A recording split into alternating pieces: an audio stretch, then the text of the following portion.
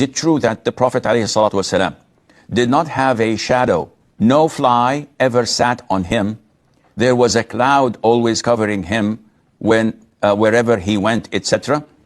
Sanya, the Prophet ﷺ was described in Surah Al-Kahf at the last verse of it, that say to them, Muhammad, that merely I am a human being that Allah Azza wa Jal reveals revelations to.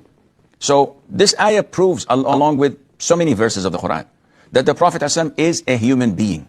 He's just like us, born like a human being, lived like a human being, died like a human being.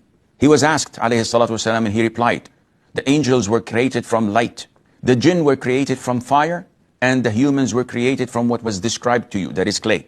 So to come and do and say about the Prophet ﷺ what he did not ever claim, this is exaggeration and extremism.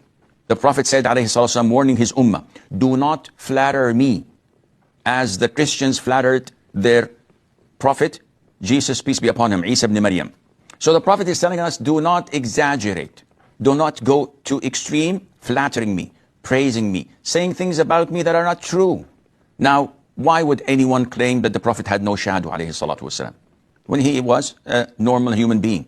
If he had no shadow, he would not have had his companions shade him, as in Hajj, when Bilal and Usama ibn Zayd used to hold something like a tent over his head to shade him from the sun. If he had a cloud following him all the time, this was not necessary. But the problem is with the deviant sects, those who claim that the Prophet ﷺ was created from light. And this is by itself a blatant lie. The Prophet tells us that he was created from clay. They said, no. He was created from light, and not only any light.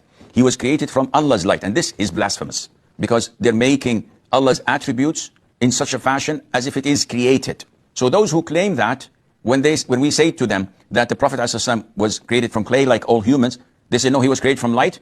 And the evidence is, he had no shade, because he was light all over. So do you mean to tell me that when he went to bed with Mother Aisha, the house was lit?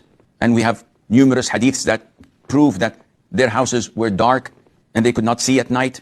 When you come to these people, how can you debate with them?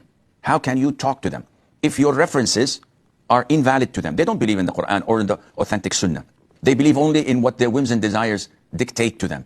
And hence, this is why they always tend to follow such deviations. May Allah Azza wa Jal protect us. The Prophet had never had a fly on him, and he was this and that. All of these things are baseless and not true.